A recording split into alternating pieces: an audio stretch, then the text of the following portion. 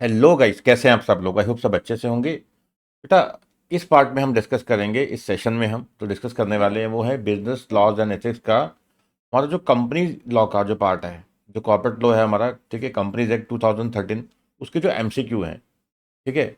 इस सेशन में मैंने क्या किया है कि जो मैक्सिमम टू मैक्सिमम जितने भी आपके जो एमसीक्यू अब तक जो आए हैं आपके एग्ज़ाम में, आरटीपी में, एमटीपी में, वो सब मैंने कवर किए हैं। इसमें अराउंड 85 इसमें एमसीक्यू हैं, ठीक है, 85 के करीब एमसीक्यू हैं। और मैं उम्मीद ये करता हूँ कि आपका इससे काफ़ी सारा सिलेबस तो रिवाइज हो ही जाएगा साथ में, ठीक है। एक तो सिलेबस रिवाइज हो जाएगा, साथ में जो एमसीक्यू हैं वो भी साथ में कवर हो जाएंगे, ठीक है। तो एक एक करके इसको डिस्कस करते जाएंगे, तो ध्यान से इसको समझते जाना है, ठीक है। मैं एमसीक्यू रीड करूँगा, साथ में अपना भी दिमाग लगाना है आपने, और सोचना है इसका आंसर क्या होगा, ठीक है। तो फिर इसका हम आंसर साथ साथ डिस्कस करते जाएंगे, ठीक है। तो पहला जो है वो है, as per section 3 of the companies act 2013, one person company is a. तो वन पर्सन कंपनी क्या है सेक्शन 3 के according? That is private company, ठीक है। One person company can never be a public company. One person company क्या होती है? हमेशा एक प्राइवेट कंपनी, ठीक है। तो आंसर दिए थे small company, public company, section 8 company. तो सेक्शन 8 कंपनी तो वैसे ही ओपीसी कभी हो ही नहीं सकती, ठीक है। तो आंसर क्या आ गया इसका? Private limited company. तो याद रखिएगा, ठीक है। तो यानी कि जो वन पर्सन कंपनी है वो हमेशा ही क्या होती है? Private company. आप सेक्शन 3 में भी पढ़ोगे जब, ठीक है, तो वहाँ पे भी ये बात आती है बीच में कि हाँ भी जो वन पर्सन कंपनी है, ठीक है, वो क्या है? एक प्राइवेट कंपनी है। नेक्स्ट है section 122 of companies act 2013 provides that which of the following provisions are not applicable to OPC. देखो, बात कर रहे हैं ये मीटिंग्स के रिगार्डिंग। अब कहते हैं कि देखो, जो एजीएम की बातें हैं या ईजीएम की बातें हैं या प्रॉक्सीज हैं, अब ये कहाँ अप्लाई होती हैं? वन पर्सन कंपनी में क्या है? एक ही मेंबर है, ठीक है। तो वहाँ एक ही मेंबर है, तो कौन सी वहाँ मीटिंग हो जाएगी? कोई ईजीएम नहीं, कोई एजीएम नहीं, कोई वहाँ, ठीक है, वोटिंग नहीं हो सकती। वोट वो अकेला डालेगा, ठीक है, जो भी है, ठीक है। तो कुल मिला के क्या है कि बेशक वो कॉलिंग ऑफ ईजीएम है या नोटिस ऑफ द मीटिंग है या प्रॉक्सीज है, ये तीनों ही क्या है कि वन पर्सन कंपनी पे अप्लाई नहीं होते। तो आंसर आ जाएगा ऑल ऑफ अबव। तो बेसिक सी बात है, ठीक है, वन पर्सन कंपनी है, एक ही मेंबर है, तो कैसे अप्लाई होगा, ठीक है। बहुत देखो, जो क्वेश्चन पूछे जाते हैं ना एमसीक्यू, ठीक है, बेसिक से एमसीक्यू होते हैं। अगर आपने प्रोविजंस अच्छे से पढ़ रखी हैं तो आप आंसर आराम से दे सकते हो। एक बात तो आराम से समझ लो, ठीक है। प्रोविजन जो है अगर आपने ध्यान से पढ़ रखी है तो आप आंसर आराम से दे सकते हो। तो ये एक तरह से रिवीजन हो रही है आपकी। तो जब मैं क्वेश्चन रीड करता हूँ तो आपने भी साथ साथ क्वेश्चन रीड करना और आंसर सोच लेना साथ के साथ ही, ठीक है, ताकि आपको थोड़ा सा आइडिया लग जाए कि आपकी प्रिपरेशन का लेवल क्या है, ठीक है। कहीं दिक्कत भी हो रही है, कोई दिक्कत नहीं है, तो एमसीक्यू हाई चांसेस है इसी में से आ जाएंगे, ठीक है। In case of private company, mention the number of members personally present to form the quorum. अब देखो, जब कॉरम की बात होती है, ठीक है, कॉरम का आपको पता ही है कि कॉरम की अगर हम बात करें तो प्राइवेट कंपनी में जो कॉरम होता है, कॉरम आपको पता ही है क्या है? कॉरम है जो minimum number of members to be present in the meeting. एक मीटिंग में कितने minimum number of members present होने चाहिए? तो प्राइवेट कंपनी में आपको पता है कि कॉरम क्या होता है? 2, ठीक है। और जब पब्लिक कंपनी की बात होती है, जो क्या होती है बेटा? पब्लिक कंपनी की बात, तो that depends upon the number of members, ठीक है। अगर मेंबर की संख्या कितनी है? अप टू 1000, तो कॉरम कितना होता है? 5। अगर मेंबर की संख्या कितनी है? एक से कह सकते हैं, 1000 से ज़्यादा, ठीक है, ऐसे कह सकते हैं, ठीक है। मोर देन 1000 ऐसे कह सकते, ठीक है। टू अप टू 5000, ठीक है, तो यहाँ आ जाएगा 15। अगर 5000 से ज़्यादा है तो कितना होगा कॉरम? 30, ठीक है। तो याद रखिएगा, इसमें और भी क्वेश्चन आए हुए हैं, कॉरम वाला बड़ा इनका खास क्वेश्चन है सीएमए इंस्टीट्यूट का, ठीक है। तो जहाँ पे पब्लिक कंपनी की बात होगी, ठीक है, यहाँ क्वेश्चन में क्या पूछा था? Private company. तो प्राइवेट कंपनी में कॉरम क्या है? ठीक है, 2, सीधी सी बात है, यहाँ पे तो कॉरम ही क्या है? 2, ठीक है। जो पब्लिक कंपनी की बात करें होगी, तो वहाँ पे जो कॉरम डिपेंड करता है upon the number of members. Member की संख्या अगर अप टू 1000 है तो कॉरम होगा 5। अगर क्या है, 1000 से अबव है, अप टू 5000 है, तो कॉरम कितना होगा? 15, ठीक है। अगर मेंबर की संख्या मोर देन 5000 है तो कॉरम कितना हो जाएगा बेटा? 30, ठीक है। तो चलिए, नेक्स्ट आ गया आपका, वही पब्लिक कंपनी की बात कर रहे हैं। तो पब्लिक कंपनी में कहते हैं कि कॉरम कितना होगा अगर मेंबर की संख्या कितनी है? More than 5000। तो अभी हम करके आए हैं, तो जहाँ पे मोर देन 5000 है तो वहाँ कॉरम कितना आता है बेटा? 30, ठीक है। तो आंसर क्या आ जाएगा? 30, ठीक है। तो अगर 5 कहाँ पे होता है? अगर मेंबर की संख्या कितनी होती है बेटा? अप टू 1000, ठीक है। अगर ये अप टू 5000 को होता है मेंबर की संख्या, तो कॉरम कितना होता है? 15। ठीक है। तो जहाँ पे 5000 से ज़्यादा है मेंबर की संख्या, तो वहाँ पे कॉलम कितना बनेगा, ठीक है 30, दैट इज आंसर इज हमारा जो है वो है सी। ठीक है, क्लियर हो गया। तो ऐसे ही क्या है कि मेन देखो बात वही आ रही है, अगर आपको प्रोविजन अच्छे से आती है तो आप एमसीक्यू क्या कुछ भी तरह का क्वेश्चन होगा, किसी प्रकार का क्वेश्चन होगा, डिस्क्रिप्टिव है जैसा मर्जी है, आप आंसर निकाल लेंगे। ठीक है। फिर कहते हैं कि which of the following is not a valid medium of sending notice. अब देखो 101 जो सेक्शन है वो किसका है, नोटिस का है। ठीक है, to all the share holder. अब कहते हैं कि कौन सा जो है तरीका जो है वो सही नहीं है नोटिस भेजने का। देखो by registered post, speed post ये तो अलाउड है। ठीक है, तो पब्लिक एडवर्टीजमेंट ये अलाउड नहीं है कि आप पब्लिक में ऐड दे दो जी, हाँ जी इस दिन मीटिंग है जी, चलो हो गया जी। ठीक है, तो वो नहीं है। तो आपको मेंबर्स को नोटिस प्रॉपरली भेजना पड़ेगा। ईमेल से भेज दीजिए, कोई रजिस्टर्ड पोस्ट है या स्पीड पोस्ट है, ठीक है ईमेल हो गया, ठीक है, या कोरियर सर्विस हो गया। ठीक है, कोरियर से भेज दो, ईमेल से भेज दो। ठीक है, जो उनके रजिस्टर्ड ईमेल्स हैं उन पर भेज दो। ठीक है, जो स्पीड पोस्ट है उस पर भेज दो।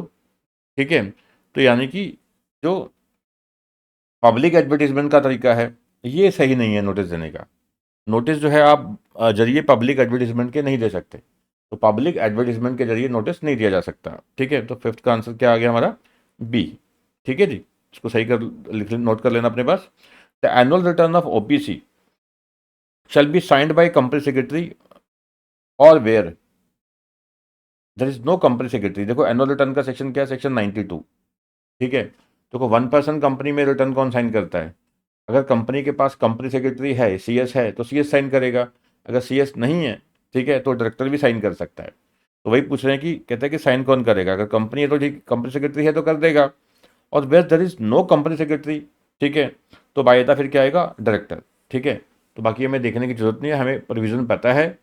ठीक है, कि सेक्शन 92 क्या बोलता है कि ओपीसी के केस में, 1% कंपनी के केस में जो एनुअल रिटर्न है वो साइन कौन करता है, अगर कंपनी के पास कंपनी सेक्रेटरी है तो कंपनी सेक्रेटरी साइन करेगा, अगर कंपनी सेक्रेटरी नहीं है तो उनका जो कोई भी डायरेक्टर जो है वो साइन कर सकता है, बात खत्म। ठीक है, तो फिर नेक्स्ट आ गया, annual return of OPC shall be signed by company secretary या डायरेक्टर या चीफ अकाउंटेंट या ऑडिटर। देखो ए भी सही है, बी भी सही है, बट इस तरीके का ट्रिकी क्वेश्चन आ जाए, एक्चुअल में देखा जाए तो एमसीक्यू का जो क्वेश्चन है वही इनकम्प्लीट है, बट आपको ऑप्शन दी गई है सीएस, डायरेक्टर, चीफ अकाउंटेंट और एंड ऑडिटर। ठीक है, तो मतलब हमारे पास ये चारों लोग अवेलेबल हैं। तो चारों अगर अवेलेबल हैं, ठीक है, सीएस भी अवेलेबल है, डायरेक्टर भी अवेलेबल है, ऑडिटर और चीफ ये जो अकाउंटेंट इन्होंने तो करना ही नहीं, बात ही खत्म। ठीक है, तो हम प्रायोरिटी किसको देंगे, सीएस को, तो आंसर क्या आ जाएगा हमारा ए। ठीक है, तो हमें यहाँ कंफ्यूज नहीं होना कि हमने ये नहीं कहना कि क्वेश्चन गलत है जी, शोर नहीं मचाना। तो हम देख लेंगे भी दो ऑप्शन है, तो अब दो ऑप्शन में से जो बेस्ट ऑप्शन वो कौन सी है, सीएस की है। ठीक है, अगर सीएस ना, मान लीजिए सीएस की ऑप्शन भी ना होती यहाँ, मान लीजिए अगर कंपनी सेक्रेटरी की ऑप्शन भी ना होती तो क्या कर लेते आप, तो फिर डायरेक्टर चूज करना पड़ता हमें। ठीक है, चलिए नेक्स्ट क्या बेटा हमारा, section 92 of the companies act 2013 requires a company to prepare and file annual return in form MGT 7। ठीक है, तो समझिए इस चीज़ को, ये कहते हैं कि देखो अब एनुअल रिटर्न के कैसे कैसे क्वेश्चन आ रहे हैं। एक तो ये आ गया कि साइन कौन करेगा ओपीसी के केस में, तो हमें बताया कि हाँ जी जो सीएस है कंपनी का वो करता है, अगर सीएस नहीं है तो कंपनी का कोई भी डायरेक्टर साइन कर सकता है। ठीक है, तो नेक्स्ट आ गया कि कहते हैं कि जो कंपनी जो है अपनी जो एनुअल रिटर्न है कौन से फॉर्म में फाइल करेगी, तो आंसर है सी, MGT 7। ठीक है, MGT 7 जो फॉर्म है उसमें कंपनी क्या करती है, अपनी जो एनुअल रिटर्न फाइल करती है। ठीक है, नेक्स्ट है copies of annual return prepared, इसका सेक्शन 94 है बेटा। ठीक है, copies of annual return prepared and copies of all certificates and documents required to be annexed thereto shall be preserved for a period of from the date of filing with the ROC। तो ये कह रहे हैं कि देखो जो भी आपके पास एनुअल रिटर्न्स हैं, ठीक है, उनकी कॉपीज या जो भी सर्टिफिकेट्स हैं, ठीक है, एंड डॉक्यूमेंट्स हैं जो आप इसके साथ अनेक्स करते हो, ठीक है, जो उसके साथ आपने लगा रखे हैं एनुअल रिटर्न, साथ में उसके जो भी आप डॉक्यूमेंट्स या सर्टिफिकेट साथ में अनेक्स करते हो नहीं लगाते हो। ठीक है, तो कितने साल के लिए प्रिजर्व करना है, कहते हैं जब आरओसी के पास फाइल किया गया था उसके बाद 8 साल के लिए। ठीक है, सेक्शन 94 में ये बात कही गई है। ठीक है, तो 8 ईयर्स के लिए ये रिटेन किए जाते हैं। ठीक है, फिर आ गया, अगर कहते हैं कि देखो अगर जो है miss statement in the prospectus, अब आपको याद होगा सेक्शन 34, सेक्शन 34 बात करता है कि जो क्रिमिनल लिबिलिटी क्या है, अगर अगर अगर अगर प्रोस्पेक्टस में कोई मिस स्टेटमेंट दी जाती है, प्रोस्पेक्टस में अगर कोई मिस स्टेटमेंट दी जाती है तो जो है ये क्रिमिनल लिबिलिटी है, वो क्या है, अंडर सेक्शन 34 के तहत है।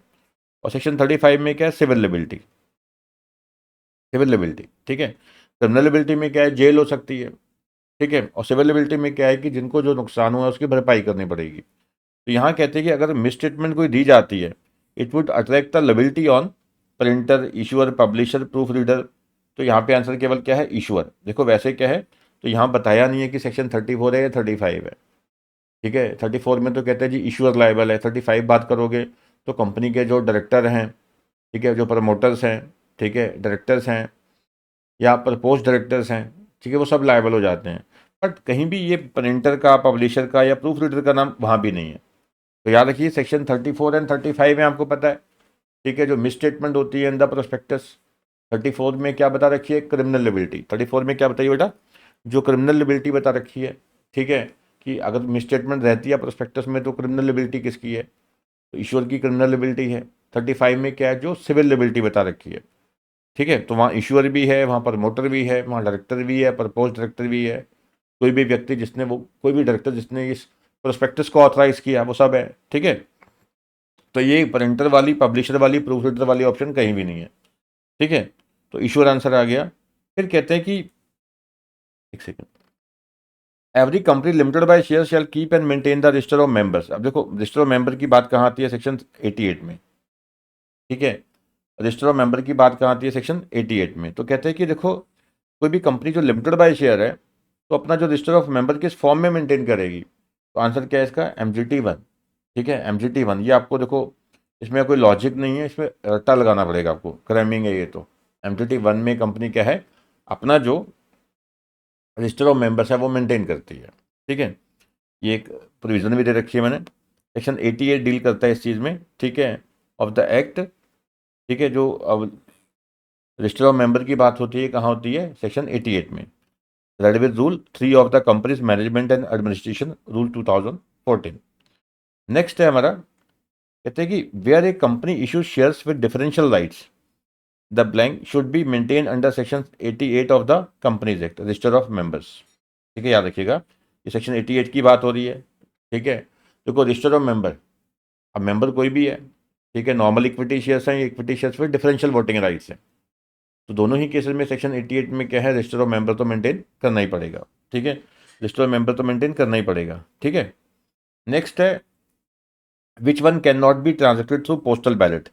अब पोस्टल बैलेट का सेक्शन कौन सा बेटा, 110, 110 किसका है, पोस्टल बैलेट, ठीक है। तो कहते हैं कि कौन से जो काम है, ठीक है, वो पोस्टल बैलेट के जरिए नहीं किए जा सकते। देखो बायबैक हो सकता है, अगर आप लिस्ट बता रखी है वहाँ पे रूल्स में, ठीक है, 110 के साथ दैट विद रूल्स है। जब हम रूल्स पढ़ते हैं तो वहाँ पे बायबैक भी अलाउड है, ठीक है, इलेक्शन ऑफ डायरेक्टर भी अलाउड है, और रजिस्टर्ड ऑफिस अगर आपने चेंज करना है outside the local limits of any city, town और विलेज, तो वो भी अलाउड है, तो वो भी अलाउड है। तो अलाउड क्या नहीं है, अपॉइंटमेंट ऑफ ऑडिटर्स जो है वो थ्रू पोस्टल बैलेट नहीं हो सकती। ऑडिटर को जो आपने अपॉइंट करना है, ऑडिटर को जो आपने अपॉइंट करना है वो पोस्टल बैलेट के जरिए कैरी आउट नहीं किया जा सकता, ठीक है। तो ऑडिटर की अपॉइंटमेंट पोस्टल बैलेट के जरिए संभव नहीं है, अलाउड नहीं है, ठीक है। नेक्स्ट है, where the equity shares of the company are listed on a recognised stock exchange the issue of such share shall be approved by the share holders through the. देखो अब कहते हैं कि इक्विटी शेयर्स हैं कौन सी company के, जो listed company है। अब लिस्टेड कंपनी जो होती है, ठीक है, वहाँ पे अगर आपने इश्यूज करने हैं शेयर्स, ठीक है, तो उसके लिए अप्रूवल लेनी है शेयर होल्डर से। तो वहाँ पे जो अप्रूवल है वो कैसे होती है, थ्रू पोस्टल बैलेट, थ्रू क्या है, पोस्टल बैलेट। इसका आंसर क्या है बेटा, सी। इसका आंसर क्या आ जाएगा, 14 का सी, ठीक है जी। ये क्लियर हो गया आपको। तो आंसर क्या है इसका, याद रखिएगा, जहाँ पे कहते हैं कि एक लिस्टेड कंपनी जो है, ठीक है, लिस्टेड कंपनी यानी कि जो लिस्टेड है on the recognised stock exchange, उसने इक्विटी शेयर्स क्या है, इशू करने हैं। तो अप्रूवल जो लेनी है शेयर होल्डर से वो कैसे लेनी है, through the postal ballot, through the postal ballot, ठीक है। You need to remember this point. Next है, अब कहते हैं कि which one of the following is not a valid method of voting. अब वोटिंग कैसे हो सकती है, ठीक है, वोटिंग जो हो सकती है बाय शो ऑफ हैंड हो सकती है, ठीक है, बाय शो ऑफ हैंड हो सकती है, इलेक्ट्रॉनिक मीन्स हो सकती है, सेक्शन 108 है इसका, ठीक है। पोस्टल बैलेट की बात हम कर ही रहे हैं, ठीक है, 110 है इसका। अब वोटिंग बाय वॉइस अलाउड नहीं है कहीं, ठीक है, वोटिंग बाय वॉइस का कोई भी प्रोविज़न नहीं है हमारे कंपनी लॉ में। तो आंसर क्या आ गया बेटा, डी आ गया। ठीक है, तो आंसर क्या आ गया हमारा, डी। नेक्स्ट है असेंट और डिसेंट। असेंट क्या है, जो हम अपनी अप्रूवल देते हैं। डिसेंट जो हम क्या है कि किसी चीज़ के अगेंस्ट है। ठीक है, after dash days in a postal ballot from the date of issue of notice shall be treated as if no reply has been received from the, ठीक है, मेंबर। इसका आंसर पहले यहाँ पे बोल्ड हो गया मेरे से गलती से। ठीक है, आंसर क्या है इसका, C30। तो इसका मतलब क्या है, कहते हैं कि देखो हम वोटिंग करवा रहे हैं थ्रू पोस्टल बैलेट। वोटिंग जब करवाते हैं कैसे, थ्रू पोस्टल बैलेट, तो मेंबर ने क्या देनी है, अपनी अप्रूवल देनी है। या तो मेंबर क्या होगा, रेजोल्यूशन की फेवर में होगा या अगेंस्ट होगा। मेंबर क्या है, रेजोल्यूशन की फेवर में होगा या फिर क्या होगा, अगेंस्ट होगा। ठीक है, तो उसको अपनी जो बात कहनी है, अपना जो ये कम्युनिकेशन करना है कि मैं इस रेजोल्यूशन की फेवर में हूँ या अगेंस्ट हूँ, तो ये कितने टाइम में करना होता है, 30 डेज में। ठीक है, तो याद रखिएगा, अगर 30 दिन में कोई जवाब नहीं दिया, ठीक है, 30 दिन में अगर कोई जवाब नहीं दिया, तो माना जाएगा कि उसका कोई जवाब है ही नहीं। ठीक है, उसने कोई रिप्लाई किया ही नहीं है। ठीक है, ना उसकी हाँ आई या ना आई, तो माना जाएगा कि वो, ठीक है, अपनी वोट डाल ही नहीं रहा। यानी कि appointment of an independent director shell be approved bye. अब कहते हैं इंडिपेंडेंट डायरेक्टर की जो अपॉइंटमेंट कौन कैसे अप्रूव होती है, in the general meeting. In the general meeting. ठीक है, ये तो हमें पता ही है, क्लियर है। ठीक है, जनरल मीटिंग में क्या है, इंडिपेंडेंट डायरेक्टर की जो अप्रूव अपॉइंटमेंट है वो अप्रूव की जाती है। फिर है जी, which public company is required to appoint independent director. अब आपको याद होगा, ठीक है, 149 सेक्शन जो है रेड विद रूल्स। ठीक है, तो वहाँ पे ये बातें लिखी हुई हैं कि यहाँ भी कौन कौन सी कंपनी को इंडिपेंडेंट डायरेक्टर चाहिए। ठीक है, तो वहाँ पे कहते हैं कि पेड अप कैपिटल की बात होती है, 10 CR या उससे ज़्यादा है। ठीक है, या आउटस्टैंडिंग लोन्स डिपॉजिट्स बोरिंग जो है 50 CR या उससे ज़्यादा है, या टर्नओवर जो है वो 100 CR या उससे ज़्यादा है। ये आपको याद होगा। अगर कंपनी क्या है, पब्लिक कंपनी है, ठीक है, अनलिस्टेड पब्लिक कंपनी है, आपको याद होगा। अनलिस्टेड पब्लिक कंपनी है तो पेड अप कैपिटल 110 या 10 से ज़्यादा, आउटस्टैंडिंग लोन बोरिंग डिपॉजिट्स 50 या 50 से ज़्यादा, टर्नओवर 100 या उससे ज़्यादा है। और आपको याद होगा, जो लिस्टेड कंपनी है उनको तो अपॉइंट करना ही है। उनमें आते टोटल स्ट्रेंथ का क्या होता है, 1/3 क्या होते हैं, इंडिपेंडेंट डायरेक्टर। और जो अनलिस्टेड पब्लिक कंपनी इन कैटेगरी में आ रही है, यहाँ पे कितने चाहिए डायरेक्टर्स, कम से कम इंडिपेंडेंट 2। यहाँ पे कितने चाहिए डायरेक्टर इंडिपेंडेंट, कम से कम 2 चाहिए बेटा। ठीक है, तो चलिए यहाँ कहते हैं कि पब्लिक कंपनी है रिक्वायर्ड टू अपॉइंट, ठीक है, इंडिपेंडेंट डायरेक्टर। अभी हमने बात की इसकी पीयूसी टर्नओवर कितनी है, 100 या 100 से ज़्यादा, पेड कैपिटल 10 या 10 से ज़्यादा, और जो आउटस्टैंडिंग लोन्स बोरिंग डिपॉजिट्स वगैरह हैं वो है 50 CR से ज़्यादा। ठीक है, तो यानी तीनों ही केस आ गए यहाँ पे, तो आंसर आ जाएगा एनी ऑफ अबव। ठीक है, तीनों में से कोई भी कंडीशन पूरी हो जाती है तो इंडिपेंडेंट डायरेक्टर चाहिए। कितने चाहिए बेटा, 2। ठीक है, वो अगला क्वेश्चन आ ही गया वैसे। Public company having paid up share capital of 10 crore और more shall have at least 2 independent director. Answer क्या है, 2। अभी हमने किया। ठीक है, अगर ये कंपनी लिस्टेड होती तो लिस्टेड पब्लिक कंपनी में क्या होता है, ठीक है, टोटल स्ट्रेंथ का 1/3। यानी कि मान लीजिए अगर 6 डायरेक्टर्स हैं तो 1/3 कितना हो गया, 2। ठीक है, तो हमें क्या चाहिए, इंडिपेंडेंट डायरेक्टर्स 2 तो कम से कम होनी होनी चाहिए। ठीक है, नेक्स्ट है, no independent director shall hold office for more than dash consecutive terms. ये बड़ा इंपॉर्टेंट है, याद रखना, पूछा जाता है एग्जाम में। कहते हैं कि इंडिपेंडेंट डायरेक्टर की पहली बात तो समझिए टेन्योर कितनी है। आपको पता है कि मैक्सिमम जो टेन्योर हो सकती है वो कितनी होती है एक बार में, 5 ईयर्स। ठीक है, और 2 कंसेक्यूटिव टर्म्स हो सकती हैं। एक बार 5 साल के लिए अपॉइंट कर दिया, दोबारा अपॉइंट कर दिया 5 साल के लिए, चलेगा, कोई दिक्कत नहीं है।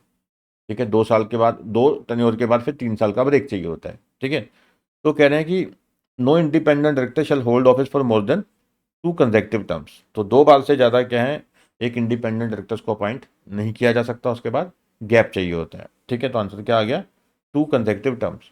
और कल को ये पूछ लेते हैं कि एक इंडिपेंडेंट डायरेक्टर की मैक्सिमम टेन्योर कितनी हो सकती है, तो आपने कितना कहना है, 5 साल।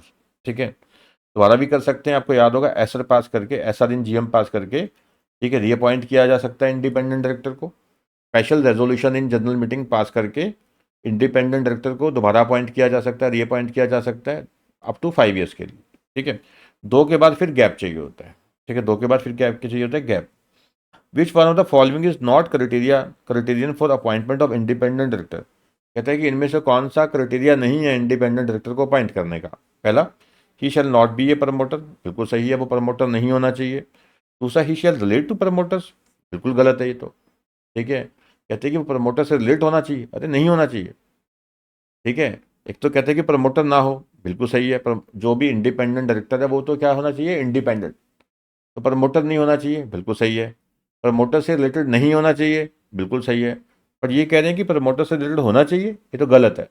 तो बी तो साफ पता लग गया कि आंसर आ गया हमारा, नोट क्राइटेरिया। ठीक है, तो इंडिपेंडेंट डायरेक्टर की अपॉइंटमेंट का क्या क्राइटेरिया नहीं होता, ठीक है, वो प्रमोटर से रिलेटेड हो, नहीं, ये क्राइटेरिया नहीं होता। तो आंसर क्या है, बी। तो अगला पढ़ लेते हैं। ही शैल हैव नॉट हैव, देखो यहाँ पे नॉट आ रहा था, यहाँ नॉट आ रहा था, अगले में नॉट आ रहा है, तो आइडिया तो यहीं से लग जाता है। ठीक है, बिल्कुल क्लियर कट आंसर आ रहा है यहाँ पे। तो he shall not have any pecuniary, pecuniary क्या होता है, मॉनिटरी।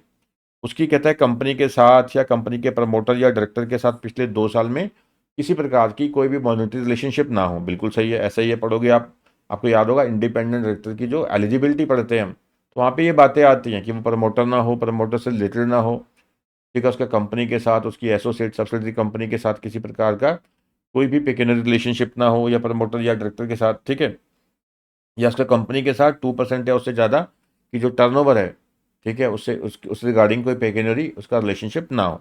ठीक है, तो आंसर साफ साफ क्या था, बी था। तो आंसर क्लियर कट दिख रहा है कि हमें क्या है आंसर बेटा, बी। ठीक है, नेक्स्ट है जी, sweat equity share shall be locked in for a period of 3 years. ठीक है, स्वेट इक्विटी शेयर जब हम पढ़ते हैं, ठीक है, सेक्शन 54 है आई थिंक, हाँ सेक्शन 54, स्वेट इक्विटी शेयर का जब आप रूल्स के साथ पढ़ोगे उसको तो साफ साफ क्लियर है ये। ठीक है, जो लॉक इन पीरियड है वो कितना होता है, 3 ईयर्स। ठीक है, जो स्वेट इक्विटी शेयर्स होते हैं वो लॉक इन किए जाते हैं कितने साल के लिए, 3 साल के लिए। ठीक है, अब कहते हैं कि कौन सी कैटेगरी ऑफ कंपनी नहीं है, इनएक्टिव, असिस्टेंट, डॉर्मेंट, प्रोड्यूसर। देखो प्रोड्यूसर कंपनी तो पता ही हमें है, जो कंपनीज एक्ट 1956 था पुराने वाला, ठीक है, तो वहाँ पे भी इसका एक अलग से चैप्टर था। ठीक है, और कंपनीज एक्ट 2013 जो हमारे सिलेबस में अब जो नया आ चुका है, उसमें भी प्रोड्यूसर कंपनी के अलग से सेक्शंस हैं। ठीक है, तो प्रोड्यूसर कंपनी बिल्कुल एक कंपनी होती है, डोरमेंट कंपनी की तो एक प्रॉपर डेफिनेशन है। ठीक है, इनएक्टिव कंपनी का जो है उसके अंदर ही दिया हुआ है, डोरमेंट कंपनी का ही एक पार्ट है इनएक्टिव कंपनी। ठीक है, असिस्टेंट कंपनी की कोई डेफिनेशन नहीं है, असिस्टेंट कंपनी का कोई मीनिंग या डेफिनेशन नहीं दे रखा पूरे कंपनी लॉ में। ठीक है, तो कौन सी कैटेगरी नहीं है किसी कंपनी की, दैट इज असिस्टेंट कंपनी। तो किसी प्रकार की कोई असिस्टेंट कंपनी लॉ में एग्जिस्ट नहीं करती। ठीक है, तो याद रखिएगा, एक असिस्टेंट कंपनी कोई नहीं है। ठीक है, डोरमेंट आपको पता ही है। ठीक है, एन इंस्ट्रूमेंट ऑफ प्रॉक्सी, तो प्रॉक्सी वाले बड़े इंपॉर्टेंट पॉइंट आपको याद होगा। ठीक है, मैं समझा भी देता हूँ, एक सेकंड रुकिए। Instrument of proxy shall be deposited with the registered office of the company within dash hours before the conduct of meeting, within 48 hours before the conduct of meeting. Answer आ गया C. आपको याद होगा, मैं समझा देता हूँ proxy में होता क्या था। ठीक है, देखो प्रॉक्सी क्या मतलब क्या है, कि मैं मीटिंग नहीं अटेंड कर सकता, मैं किसी और को अपॉइंट करता हूँ कि मेरी जगह पे तू अटेंड कर ले, वोट डाल दे। ठीक है, तो वो क्या है, प्रॉक्सी। तो अगर ये प्रॉक्सी का जो इंस्ट्रूमेंट है वो जमा करवाना है, तो क्या होता है, at least 48 hours before the meeting, 48 hours before the meeting. ठीक है, तो प्रॉक्सी फॉर्म कह सकते हैं, प्रॉक्सी का इंस्ट्रूमेंट ऑफ प्रॉक्सी है। तो डिपॉजिट कब करवाना होता है with the company, at least 48 hours before the meeting, at least 48 hours before the meeting. और दूसरी बात, कल को ये भी क्वेश्चन आ सकता है कि देखिए अगर कोई बंदा, अगर कोई मेंबर प्रॉक्सी फॉर्म इंस्पेक्ट करना चाहता है तो वो कब कर सकता है। तो पहली बात उसको याद है आपको, एटलीस्ट 3 डेज बिफोर द मीटिंग उसको नोटिस देना पड़ेगा, एटलीस्ट 3 डेज बिफोर द मीटिंग। ठीक है, तो पहला तो क्या है, नोटिस टू कंपनी है, क्या है, नोटिस टू कंपनी। ठीक है, नोटिस टू कंपनी, कंपनी को नोटिस देना है एटलीस्ट 3 डेज बिफोर द मीटिंग, ये तो ये पॉइंट हो गया। और दूसरा पॉइंट क्या है बेटा, कि इंस्पेक्ट कब कर सकता है, मीटिंग स्टार्ट होने से पिछले 24 घंटे के दौरान। ये मान लीजिए स्टार्टिंग ऑफ मीटिंग है, स्टार्ट ऑफ मीटिंग का टाइम है, उससे पिछले 24 आवर्स, और up to conclusion of meeting, जब तक मीटिंग कंक्लूड नहीं हो जाती। ठीक है, तो देखो पहले दो बातें होगी हमारी यहाँ पे। एक बात कि जिसको प्रॉक्सी अपॉइंट करना है तो वो इंस्ट्रूमेंट ऑफ प्रॉक्सी जमा करवाएगा, तो वो कब करवाएगा, ठीक है, at least 48 hours before the meeting, meeting start होने से कम 48 घंटे पहले, at least 48 hours before the meeting. और दूसरी मैंने अपनी तरफ से बात की है कि हाँ जी, अगर कोई बंदा, अगर कोई मेंबर प्रॉक्सी फॉर्म चेक करना चाहता है तो वो कब कर सकता है। तो पहली बात तो कंपनी को नोटिस देगा एटलीस्ट 3 डेज बिफोर द मीटिंग, मीटिंग से 3 दिन पहले वो कंपनी को नोटिस देगा, एक बात होगी। और दूसरी बात क्या है कि वो चेक कब कर सकता है, प्रॉक्सी फॉर्म इंस्पेक्ट कब कर सकता है, मीटिंग स्टार्ट होने से पिछले 24 घंटे के दौरान, ड्यूरिंग यानी कि मीटिंग स्टार्ट होने से पिछले 24 घंटे के दौरान, and up to the conclusion of meeting. ठीक है, तो नोटिस जो अपने ये प्रॉक्सी फॉर्म चेक कर सकता है। ठीक है, आई होप ये कॉन्सेप्ट क्लियर हो गया आपको। ठीक है, तो इसका आंसर क्या था, सी। नेक्स्ट है, अगर कंपनी के पास कॉमन सील नहीं है तो share certificate shell be signed bye. देखो सीधी सी बात है, पुराना जो एक्ट था कंपनीज एक्ट 1956, ठीक है, वहाँ तो क्या था, प्रॉक्सी फॉर्म मैंडेटरी था, सॉरी कॉमन सील मैंडेटरी हुआ करती थी कि हर एक कंपनी के पास क्या होना चाहिए, हर एक कंपनी के पास क्या था, कॉमन सील होनी चाहिए। बट जो नया कंपनीज एक्ट 2013 आया, तो यहाँ पे कहते हैं कि देखिए जहाँ जहाँ लॉ में लिखा है कि कॉमन सील लगानी है तो कॉमन सील है तो वो लगा लो, नहीं तो एक कंपनी का जो सीएस है वो प्लस एक director, company secretary plus director sign कर देंगे, चल जाएगा। ठीक है, जहाँ जहाँ लॉ में लिखा है, जैसे शेयर सर्टिफिकेट इशू करना है वहाँ लिखा है।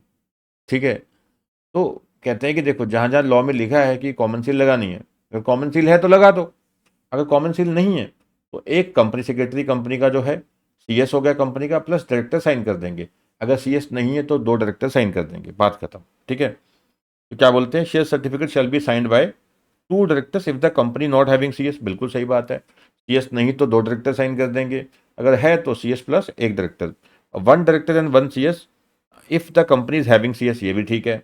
तो टू डायरेक्टर्स यानी कंपनी, ये गलत है। ठीक है, तो आंसर ए भी ठीक है, बी भी ठीक है, यानी मतलब ये डी ऑप्शन दे रखा है, ए एंड बी, तो आंसर क्या आ जाएगा, डी। ठीक है, तो सिंपल सी बात है, जहाँ पे शेयर सर्टिफिकेट इशू करना है, साइन करना है, ठीक है, तो कॉमन सील जब अफिक्स करनी है, कॉमन सील है तो लगा दो, कॉमन सील नहीं है तो एक डायरेक्टर एक सीएस साइन करेगा। ठीक है, शेयर सर्टिफिकेट पे, अगर सीएस है तो, अगर कंपनी सेक्रेटरी नहीं है तो दो डायरेक्टर साइन कर देंगे तो चल जाएगा। ठीक है जी, नेक्स्ट है बेटा, which one of the following is not correct in regard to share certificate. कहते हैं कौन सी बात शेयर सर्टिफिकेट के रिगार्डिंग गलत है। Company secretary shall issue the share certificate, ये तो बिल्कुल गलत है, सीएस इशू नहीं करता, कंपनी इशू करती है under the authority of the board. ठीक है, तो शेयर सर्टिफिकेट इशू किए जाते हैं, ठीक है, बोर्ड अप्रूव करता है, ठीक है, रेजोल्यूशन पास करता है, फिर शेयर सर्टिफिकेट इशू किए जाते हैं, सीएस इशू नहीं करता। पहली पॉइंट तो सीधे ही गलत है। ठीक है, 500 तो ए आ ही गया, आगे बस पढ़ेंगे हम फिर भी। ठीक है, तो shall be issued in pursuance of resolution of board, मैंने बता दिया।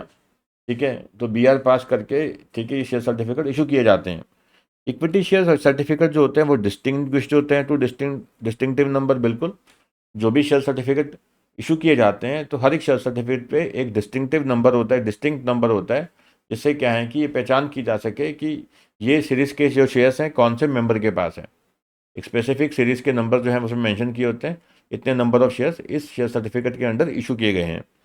और शेयर्स में भी इन द डीमेट फॉर्म, बिल्कुल ठीक है, तो शेयर्स जो है वो डीमेट फॉर्म में भी इशू किए जा सकते हैं। ठीक है, तो समझ के आया, सीएस इशू नहीं करता, पहली बात, इसका ये तो आंसर आ गया। और दूसरा क्या है कि बोर्ड रेजोल्यूशन के तहत अप्रूवल लेके ये शेयर सर्टिफिकेट इशू किए जाते हैं, और हर एक शेयर सर्टिफिकेट का एक डिस्टिंक्टिव नंबर होता है, ये ठीक है, और ये डीमेटेरियलाइज फॉर्म में भी हो सकते हैं, यानी कि इलेक्ट्रॉनिक फॉर्म में शेयर्स हो सकते हैं। ठीक है, नेक्स्ट है, in case of unlisted company the duplicate share certificate shall be issued with in period of. ठीक है, कहते हैं अनलिस्टेड कंपनी है अगर, तो अगर डुप्लीकेट शेयर सर्टिफिकेट जब इशू किया जाता है तो कितने महीने में इशू करना है, 3 महीने में। ठीक है, तो कितने महीने में इशू करना है बेटा, 3 महीने में। ठीक है, तो कहते हैं in case of unlisted company the duplicate share certificate shall be issued with in period of 3 months, यानी कि अनलिस्टेड कंपनी है, शेयर सर्टिफिकेट कोई लॉस्ट हो गया, कुछ हो गया, उसको खराब हो गया, तो डुप्लीकेट इशू करना है। ठीक है, तो एप्लीकेशन के 3 महीने में इशू करना है। नेक्स्ट बिल्कुल सिंपल है, in case of e voting notice shall be sent as attachment. ठीक है, इलेक्ट्रॉनिक वोटिंग होती है तो हर एक मेंबर को नोटिस भेजा जाता है इलेक्ट्रॉनिकली, तो नोटिस कैसे भेजा जाता है, as in a PDF file. ठीक है, notice shall be sent as attachment in the PDF file, तो यानी कि एक ईमेल भेजी जाती है, नोटिस होता है, ठीक है, प्रॉपर वो एज एन अटैचमेंट होता है पीडीएफ फॉर्म में, पीडीएफ पे क्लिक करो, ठीक है, ओपन करके पढ़ लो। ठीक है, द डायरेक्टर में be elected by small share holder, यानी कि बात कर रहे हैं एसएसडी की, स्मॉल शेयर होल्डर डायरेक्टर। ठीक है, तो उसे कैसे अपॉइंट किया जाता है, not less then 1000 small share holders और 1/10 of the such share holders which ever is less. ठीक है, तो स्मॉल शेयर होल्डर्स जो हैं, जो अपॉइंट कर रहे होते हैं, ठीक है, इसको अपना जो अपने डायरेक्टर को अपॉइंट करने का राइट है उनके पास। स्मॉल शेयर होल्डर्स क्या हैं, जिनके पास अप टू 20,000 रुपीज़ के, ठीक है, शेयर्स होते हैं, वो क्या है, स्मॉल शेयर होल्डर होते हैं। अब कहते हैं कि देखो उनके पास क्या है, एक स्मॉल शेयर होल्डर डायरेक्टर को अपॉइंट करने का राइट है, ठीक है। जो अपॉइंट करेंगे वो संख्या में कितने होने चाहिए, कम से कम 1,000 स्मॉल शेयर होल्डर्स हों।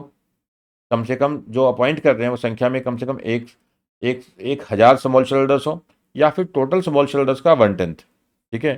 तो टोटल स्मॉल शेयर होल्डर्स का 1/10, विच एवर इज लेस, ठीक है। तो यानी कि जो एसएसडी अपॉइंट करना है, small share holder director appoint करना है, तो स्मॉल शेयर होल्डर्स करेंगे। तो स्मॉल शेयर होल्डर संख्या में कितने होने चाहिए, कम से कम 1,000, या टोटल जो स्मॉल शेयर होल्डर्स की स्ट्रेंथ है उनका 1/10, विच एवर इज लेस, ठीक है। फिर कहते हैं कि tenure of director appointed by small share holders, ये कितनी होती है, 3 साल, ठीक है। तो एसएसडी अपॉइंट करते हैं स्मॉल शेयर होल्डर्स, ठीक है, तो उनकी टेन्योर कितनी होती है, 3 साल, ठीक है। टेन्योर कितनी होती है बेटा उनकी, 3 साल, ठीक है। एसएसडी द्वारा अपॉइंट किए गए स्मॉल शेयर होल्डर्स जो डायरेक्टर्स होते हैं, तो उनकी टेन्योर कितनी है, 3 साल, 3 साल याद रखिएगा, ठीक है। Which one the following is not correct, articles की बात कह रहे हैं, नहीं चेयरमैन की बात हो रही है यहाँ पे, चेयरमैन, ठीक है, मीटिंग ऑफ का चेयरमैन, चेयरमैन ऑफ मीटिंग, ठीक है। मीटिंग जो चल रही है उसका चेयरमैन की बात हो रही है।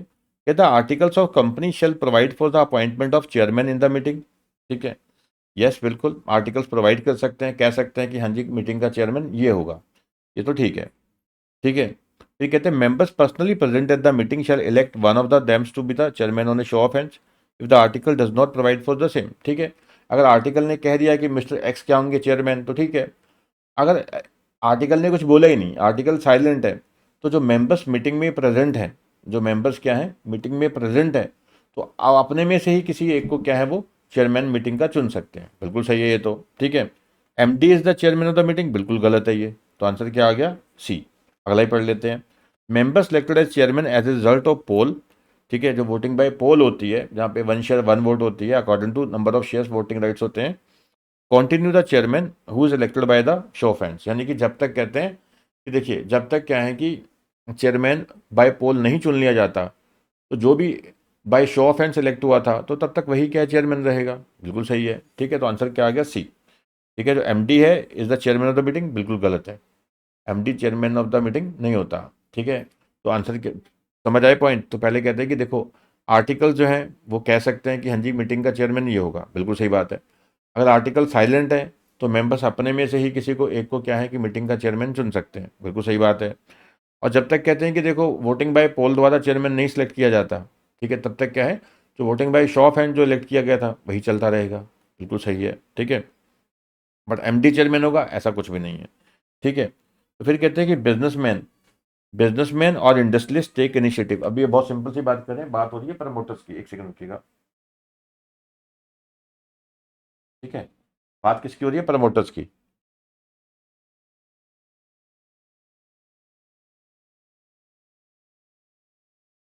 तो क्या बोलते हैं, कहते हैं कि जो बिजनेसमैन है या इंडस्ट्रियलिस्ट है, वो एक नए बिजनेस चलाना होता है, उसके लिए इनिशिएटिव्स लेते हैं। उनका जो मेन फंक्शन है to manage the company after its promotion, they are known as particular promoters, occasional promoters, professional promoters, general promoter. तो आंसर है जनरल प्रमोटर्स, ठीक है। तो बेसिक सी बात हो रही है, कहते हैं कि देखो जो बिजनेसमैन है या इंडस्ट्रियलिस्ट है, वो नए नए बिजनेस स्टार्ट करने उसके लिए इनिशिएटिव लेते हैं, ठीक है। तो उनका मेन फंक्शन क्या रहता है, ठीक है, कंपनी जब प्रमोट हो जाएगी उसको फिर मैनेज करना, तो they are called general promoter, simple सा वर्ड है, याद रखिएगा, ठीक है। The meaning of term ultra vires, ultra vires देखो, अब एक चीज़ ये भी समझो, अगर मैं हर एक एमसीक्यू को बहुत ज़्यादा डिटेल में समझाने लग जाऊँ तो हर एक प्रोविज़न को मुझे एक्सप्लेन करना पड़ेगा, तो एक प्रोविज़न को एक्सप्लेन करने में 4 से 5 मिनट लग जाएंगे, ठीक है। इसको पूरा करने में बहुत ज़्यादा टाइम लग जाएगा फिर, ठीक है। तो 5-6 घंटे तो ऐसे निकल जाएंगे फिर, ठीक है, 85 एमसीक्यू को ही। तो meaning of the term ultra vires, अल्ट्रावायस तो आपको पता ही है, ठीक है, जो हम चैप्टर पढ़ते हैं मेमोरेंडम का, आर्टिकल्स का, ठीक है। तो ये क्या होता है, बियॉन्ड पावर, क्या अल्ट्रावायस पता ही है आपको क्या होता है, बियॉन्ड पावर। तो आंसर क्या आ गया, बी। नेक्स्ट है जी एन एप्लीकेशन अलॉन्ग विद, ठीक है, P is filed with RD, RD मतलब regional director, for shifting of registered office within the same state, answer क्या है इसका, बी, ठीक है। तो क्या कहते हैं कि देखो, जब आपने अपना रजिस्टर्ड ऑफिस करना है, चेंज शिफ्ट करना है एक with in the same state, एक ही स्टेट में अगर आपने रजिस्टर्ड ऑफिस चेंज करना है, यानी एक सिटी से दूसरी सिटी में लेके जा रहे हो, जैसे पुणे से औरंगाबाद या औरंगाबाद से आप मुंबई में शिफ्ट करना चाहते हैं, तो वो क्या है, within the same state है। ठीक है, तो वहाँ पे फॉर्म क्या फाइल होगा फिर, INC 23। ठीक है, फिर ये वही सेम आ गया question, shifting of registered office within the same state required, form number INC 23। ठीक है, तो सेम क्वेश्चन था, तो आंसर भी सेम आ गया। ठीक है, नेक्स्ट काफ़ी अच्छा है ये सेक्शन आया, आपको पता है कि सेक्शन 197 ये किसकी बात करता है, रेमुनरेशन की। रेमुनरेशन जो मैनेजरियल रेमुनरेशन है, मैनेजरियल रेमुनरेशन। अब आपको पता है कि जो टोटल जो मैक्सिमम रेमुनरेशन होता है सबका मिला के, वो कितना होता है, 11% ऑफ नेट प्रॉफिट। ठीक है, सबका जो मिला के जो रेमुनरेशन होता है वो कितना होता है बेटा, मैक्सिमम जो रेमुनरेशन होता है वो कितना होता है, नेट प्रॉफिट का 11%, नेट प्रॉफिट का 11%। ठीक है, और कहते हैं कि जहाँ पे कंपनी के पास कोई MD नहीं है, आपको वैसे पता होगा, किसी एक सिंगल MD को या होल टाइम डायरेक्टर को कितना दे सकते हैं हम, 5% ऑफ नेट प्रॉफिट। हाँ, जहाँ पे अदर डायरेक्टर्स हैं, यानी कि जो MD भी नहीं है या होल टाइम डायरेक्टर भी नहीं है, ठीक है, एक नॉर्मल डायरेक्टर है, अदर डायरेक्टर यानी कि, तो उसको आप मैक्सिमम कितना पे कर सकते हो, 1% ऑफ नेट प्रॉफिट। तो आंसर क्या है, 1%। 2% तो चलो कुछ है ही नहीं। ठीक है, ठीक है जी, तो 1% ऑफ नेट प्रॉफिट। तो यानी कि जो MD है या एग्जीक्यूटिव डायरेक्टर है, होल टाइम डायरेक्टर है, उसको तो हम 5% दे सकते हैं, एक बंदे को 5%। टोटल मिला के सबको कितना पे कर सकते हैं, नेट प्रॉफिट का 11%, नेट प्रॉफिट का 11%। ठीक है, और जो रेमुनरेशन है पेबल टू डायरेक्टर, जो अदर डायरेक्टर है, ना ही जो MD है ना ही होल टाइम डायरेक्टर है, तो उनको क्या है, जो नेट प्रॉफिट है उसका 1% पे कर सकते हैं मैक्सिमम। तो आंसर क्या था, ए। ठीक है, फिर है कि MD की बात हो रही है, MD है या होल टाइम डायरेक्टर है, ठीक है, इनकी जो मिनिमम एज है वो कितनी होती है, 21 ईयर। फिर आपको याद होगा जो MD की मैक्सिमम एज कितनी होती है, 70 ईयर्स। तो यहाँ तो मिनिमम की बात की गई है, तो 21 साल है। ठीक है, 196 सेक्शन है मेरे ख्याल से इसका, हाँ 196। ठीक है, तो मिनिमम जो एज है वो 21 ईयर्स है। तो याद रखिएगा जो मैक्सिमम एज है वो कितनी है, 70 ईयर्स है। अगर 70 ईयर्स से ज़्यादा है, अगर MD की एज 70 ईयर्स से ज़्यादा है, फिर भी उसको अपॉइंट करना है, उसके लिए क्या चाहिए, स्पेशल रेजोल्यूशन। पर 21 साल से नीचे वाले को तो आप MD बना ही नहीं सकते, SR वगैरह पास कर लो तब भी नहीं बना सकते। ठीक है, तो जो मिनिमम एज चाहिए किसी को MD बनाने के लिए, ठीक है, तो वो कितनी है बेटा, वो है हमारी 21 साल, 21 ईयर्स। ठीक है, 21 ईयर्स है वो। और उसके अलावा कहते हैं कि अगर आपको जो मैक्सिमम एज की बात करें तो वो 70 ईयर्स है, वो क्या है, 70 ईयर्स है। ठीक है, तो मैक्सिमम एज कितनी है, 70 ईयर्स है, और 70 ईयर्स से ज़्यादा की एज है, उसको अपॉइंट करना है एज एन MD, तो उसके लिए क्या चाहिए, स्पेशल रेजोल्यूशन चाहिए। ठीक है, a company can not remove a director appointed. देखो, कंपनी ने जो AGM में अपॉइंट किया उसको भी हटा सकते हैं, EGM में अपॉइंट किया डायरेक्टर उसको भी हटा सकते हैं, प्रमोटर्स ने अपॉइंट किया उसको भी हटा सकते हैं। तो ट्राइब्यूनल ने हटा अपॉइंट किया है वो नहीं हम हटा सकते, कंपनी के पास ये पावर नहीं है। अब जो NCLT है, नेशनल कंपनी लॉ ट्रिब्यूनल, तो वो जो डायरेक्टर अपॉइंट करता है वही हटा सकता है, हम नहीं हटा सकते, कंपनी के पास कोई पावर नहीं है। ठीक है, तो company can not remove the director appointed by the tribunal. जो NCLT ने अपॉइंट कर रखा है उसको NCLT ही हटाएगा, हम नहीं हटा सकते। ठीक है, तो फिर कहते हैं कि at every AGM not less than dash of the total number of director shall retire और लीव बाय रोटेशन। ये आपको पता ही है कि डायरेक्टर जो liable to be retire by rotation जो होते हैं, तो कितने होते हैं, 2/3 टोटल स्ट्रेंथ का, टोटल स्ट्रेंथ का एटलीस्ट है ये। ठीक है, एटलीस्ट 2/3 डायरेक्टर, ठीक है, shall be liable to retire by rotation. तो वारी वारी क्या है, उनको रिटायर होना होता है। At least 2/3 of the total strength of the directors are liable to retire by rotation. ठीक है, नेक्स्ट है which one of the following is not a method of voting. इनमें से कौन सा मेथड ऑफ वोटिंग नहीं है। ठीक है, voting by show of hands बिल्कुल होती है, बाय 1 मेंबर 1 वोट हो जाती है, इलेक्ट्रॉनिक वोटिंग भी होती है, वोटिंग बाय पोल भी होती है। ठीक है, जहाँ पे क्या है, जो नंबर ऑफ शेयर्स के अकॉर्डिंग वोट्स की जो परसेंटेज कैलकुलेट की जाती है। ठीक है, तो आंसर क्या आएगा, डी। तो तीनों ही ये मेथड ऑफ वोटिंग है, तो इसमें से ऐसा कोई है ही नहीं कि जो मेथड ऑफ वोटिंग ना हो। ठीक है, तो आंसर क्या आ गया, नन ऑफ अबव। ये भी गलती से आंसर रह गया। ठीक है, आपका काम आसान हो गया, दिमाग लगाना ही नहीं पड़ा।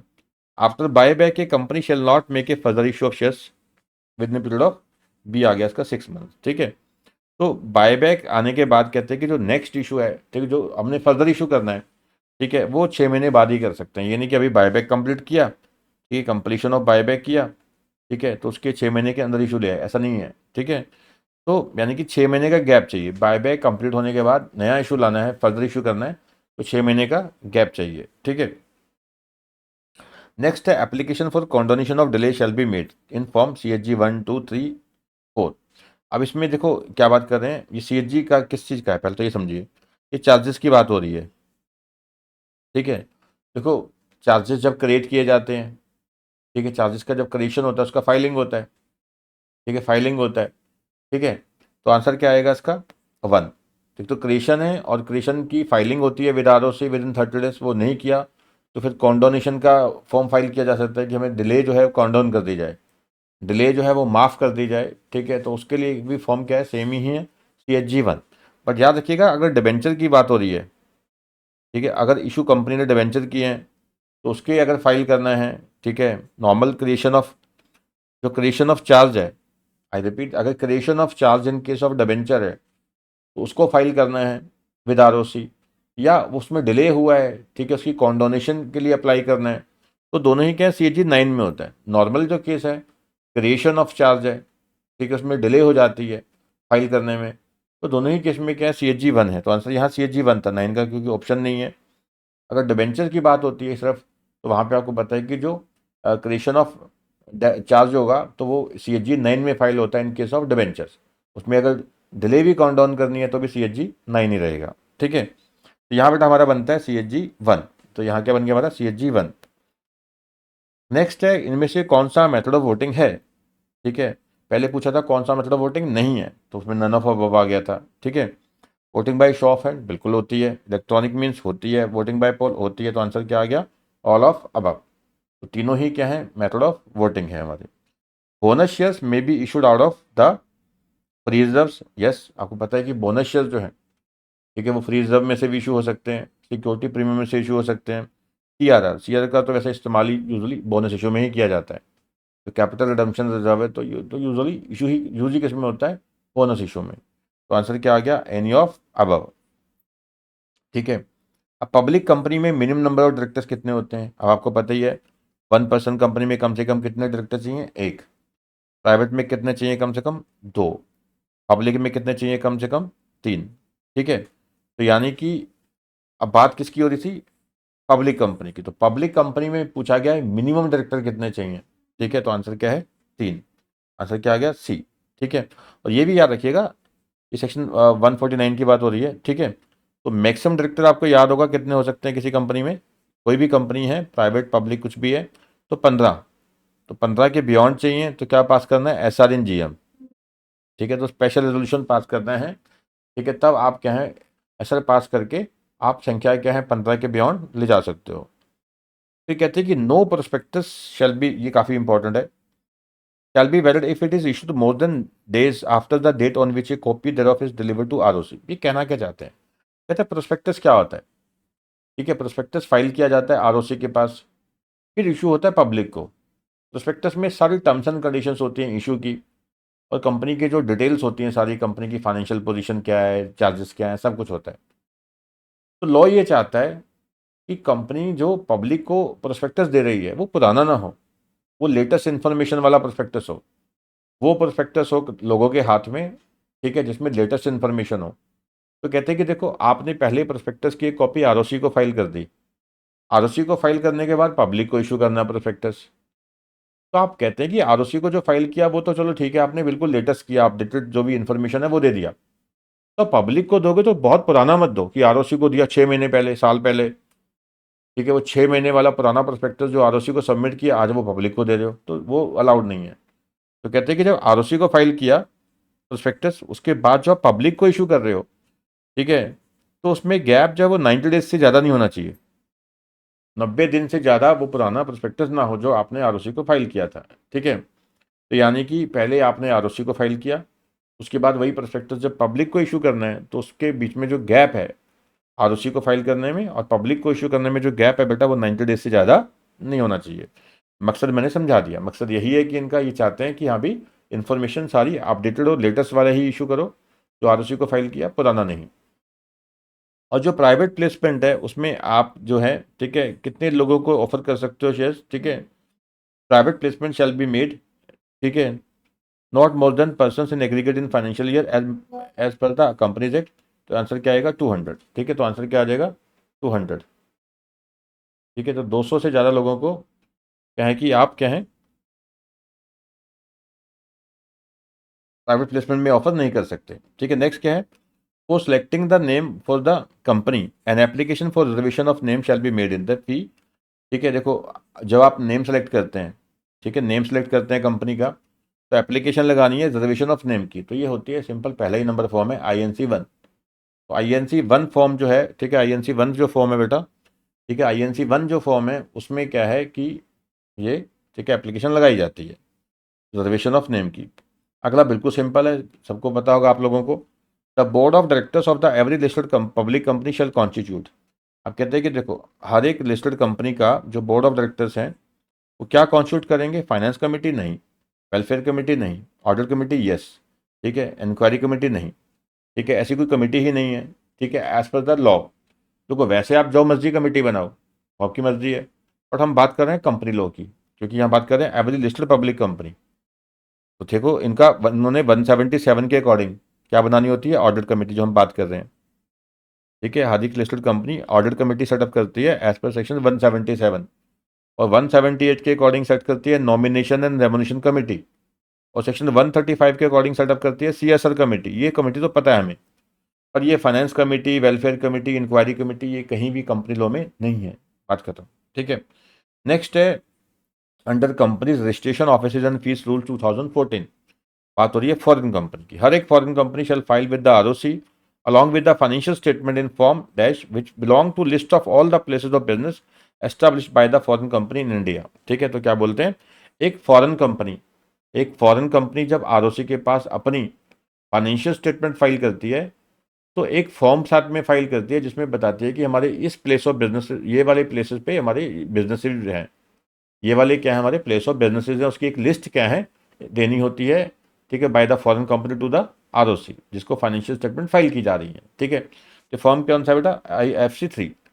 तो FC 3 फॉर्म में प्लेस ऑफ बिजनेसेस जो है, ठीक है, जो प्लेस ऑफ बिजनेसेस इंडिया में सेटअप कर रखे हैं फॉरेन कंपनी ने, उसकी एक, ठीक है, डिटेल दी जाती है। तो सिंपल भाषा में फॉरेन कंपनी जब अपनी फाइनेंशियल स्टेटमेंट फाइल करती है विद ROC, उसके साथ एक FC 3 फॉर्म लगाती है जिसमें एक लिस्ट दी जाती है कि हमारे इंडिया में कौन से प्लेस ऑफ बिजनेसेस हैं। आई होप समझ आ गया। नेक्स्ट है, बहुत आसान है ये।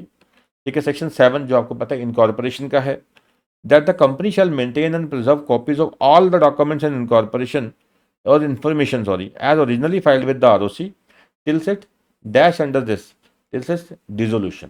ठीक है, तो यानी कि सिंपल है, जो कंपनी इनकॉर्पोरेशन के डॉक्यूमेंट ROC के पास जमा करवाती है, जिन बेसिस पे कंपनी इनकॉर्पोरेट की जाती है, जिन बेसिस पे क्या है कंपनी इनकॉर्पोरेट की जाती है, ठीक है, वो सब डॉक्यूमेंट जो है जो कंपनी ने किसके पास जमा करवाए होते हैं, ROC के पास। ठीक है, जो कंपनी ने ROC के पास जो डॉक्यूमेंट जमा करवाए होते हैं इनकॉर्पोरेशन के, तो कंपनी उसको डिसोल्यूशन तक प्रिजर्व करती है, डिसोल्यूशन तक, टिल डिसोल्यूशन।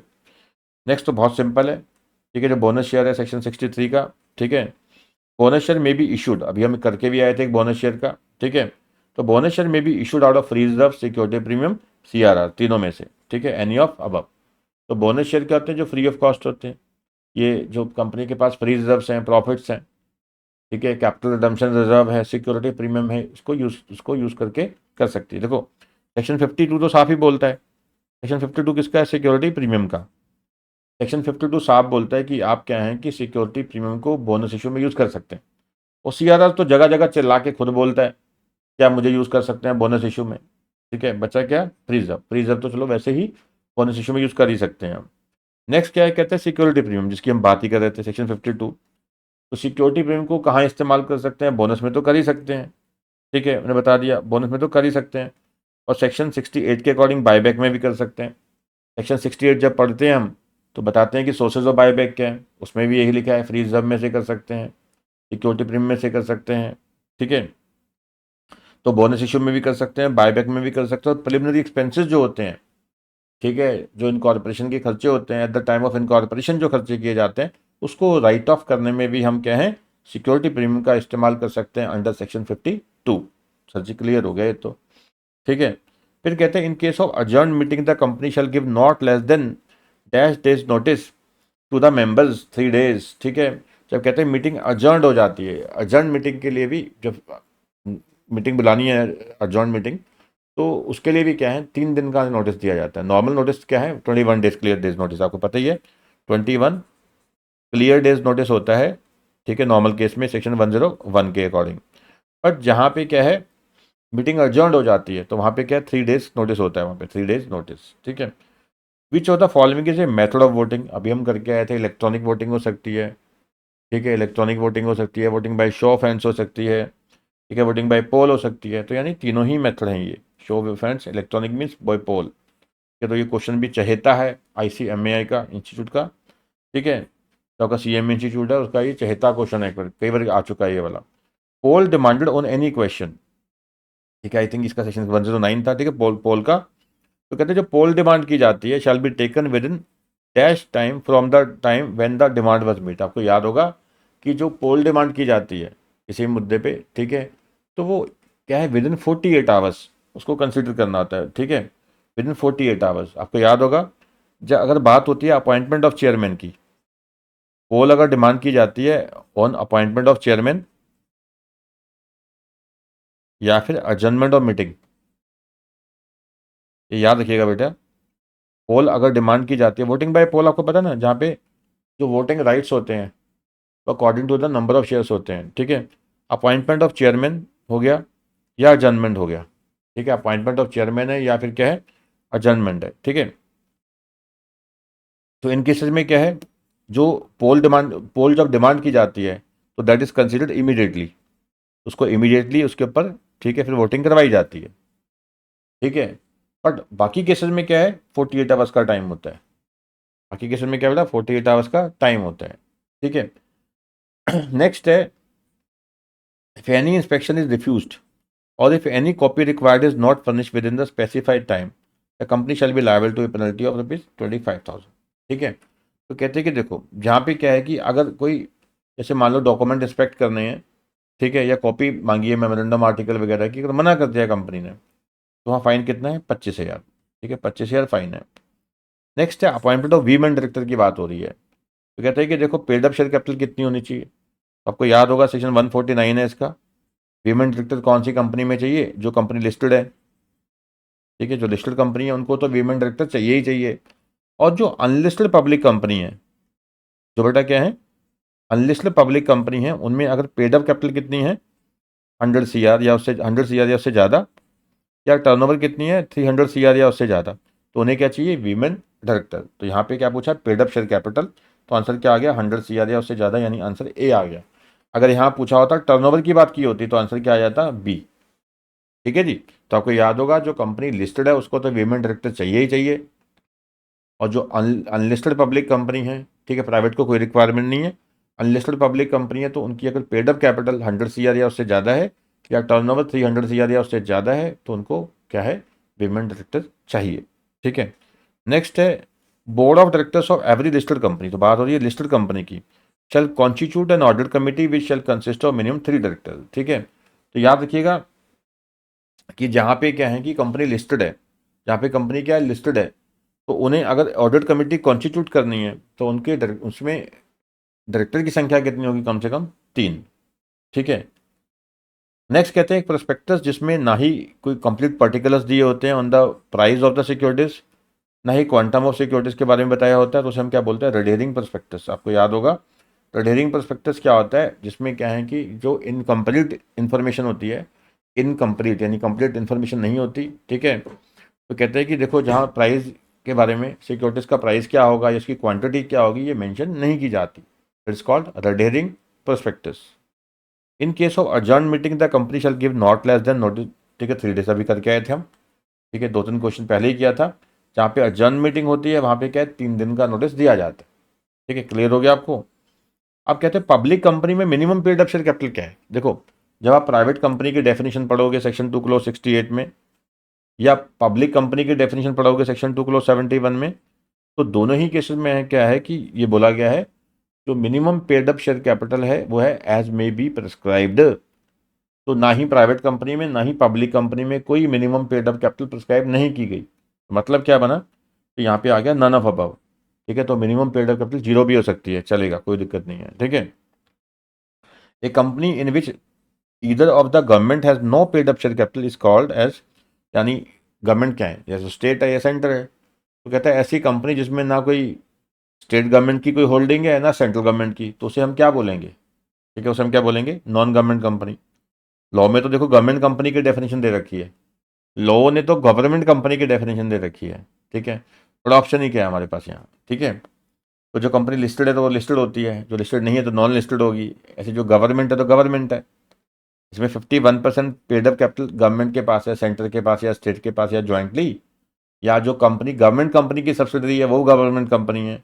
अब जो कंपनी गवर्नमेंट कंपनी है ही नहीं तो वो क्या होती है, नॉन गवर्नमेंट कंपनी, ठीक है, ये आ गया।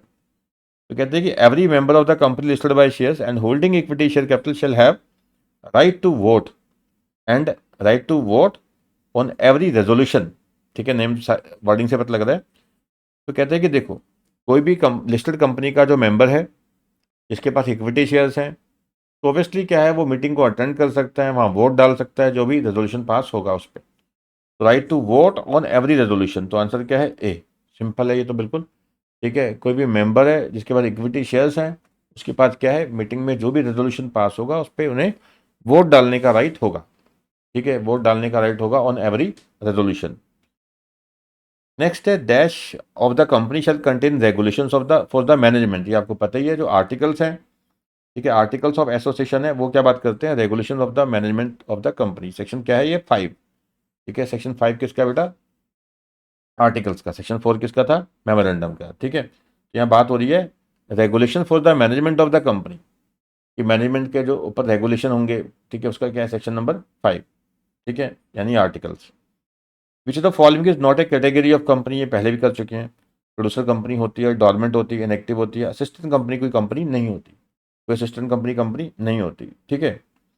नेक्स्ट क्या है, if any default is made in filing refund of money the company and every officer, जैसे मान लो कंपनी ने शेयर इशू किए, ठीक है, जितनी एप्लीकेशन चाहिए थी नहीं आई, तो पैसा वापस करना पड़ेगा, अगर नहीं किया तो पेनल्टी कितनी है, ₹1,00,000, ठीक है। तो रिफंड नहीं किया पैसा टाइम पे वापस, ये किया नहीं तो ₹1,00,000 पेनल्टी अलग से है। फिर कहते हैं कि एडिशनल डायरेक्टर्स, जो की बात हो रही है, बोर्ड ऑफ डायरेक्टर्स में appoint additional directors from time to time if so authorised by the articles of association, ठीक है। आपको याद होगा जो बात होती है ऑल्टरनेट डायरेक्टर की, ऑल्टरनेट डायरेक्टर हैं, एडिशनल डायरेक्टर्स हैं, ठीक है। तो जब बात कर रहे हैं कि हाँ भी एडिशनल डायरेक्टर्स की, ठीक है, तो उन्हें अपॉइंट करना है तो बोर्ड ऑफ डायरेक्टर्स कर सकते हैं, ठीक है, बट अगर आर्टिकल्स अलाउ करें, अगर आर्टिकल्स क्या है बेटा, अलाउ करें तो ही बोर्ड ऐसा कर सकता है। नेक्स्ट है सुपरवाइजरी बोर्ड, ये तो रट्टा लगाना है simple, under the German model.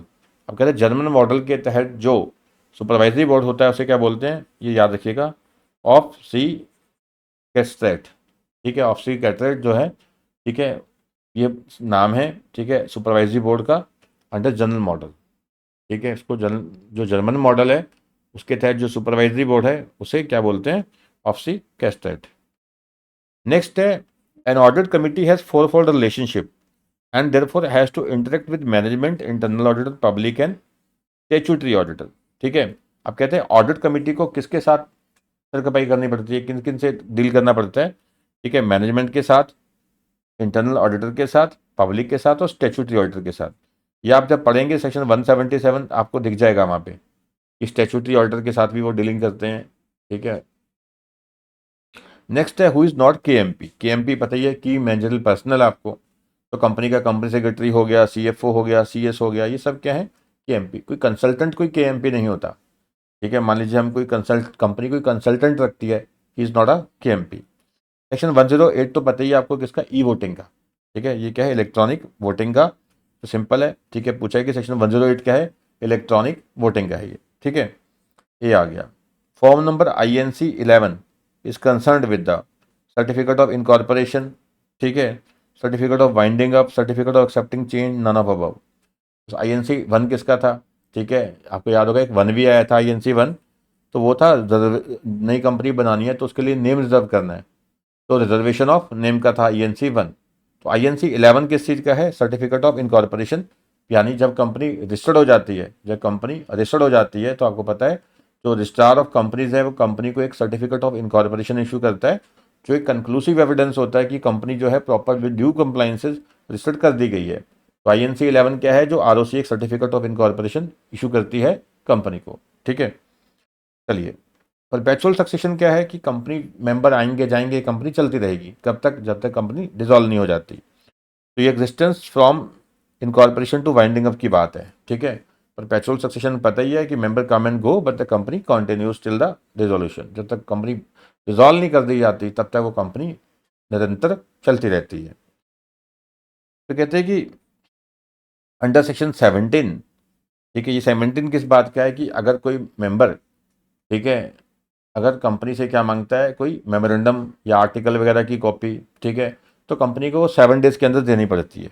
ठीक है, वही लिखा है, a company shall send copy of each of the document as memorandum etcetera on request by him in 7 days. Clear हो गया। ठीक है, नेक्स्ट है, अगर GM जो है, ठीक है, may be called after giving a short term notice if consent is given by, आपको पता ही है कि जो GM है, ठीक है, सेक्शन 101 के अकॉर्डिंग, ठीक है, जो बुलानी होती है AGM या GM दोनों, ठीक है, तो 21 क्लियर डेज नोटिस होता है। ठीक है, 21 क्लियर डेज नोटिस आपको याद होगा, जिस दिन नोटिस भेजा गया वो दिन नहीं काउंट होता, जिस दिन मीटिंग होनी है वो दिन नहीं काउंट होता। अगर नोटिस बाय पोस्ट भेजा गया है तो 48 आवर्स एक्सक्लूड कर दिए जाते हैं। अगर नोटिस बाय पोस्ट भेजा गया है तो 48 आवर अलग से एक्सक्लूड किए जाते हैं, ये आपको पता है। ठीक है, तो कहते हैं कि देखो, जहाँ EGM की बात हो रही है, तो अगर 21 दिन का टाइम बचा ही नहीं, दिन ही कितने बचे हैं, 15, तो अगर 95% जो मेंबर्स हैं अप्रूवल दे देते हैं तो नोटिस जो है वो शॉर्टर, जो मीटिंग जो है वो शॉर्टर नोटिस पे बुलाई जा सकती है। ठीक है, नेक्स्ट है, कहते हैं कि 2 AGM में मैक्सिमम गैप कितना होता है, ये आपको पता ही है, 15 महीने का गैप होता है। 2 AGM में मैक्सिमम गैप कितना हो सकता है, 15 महीने का।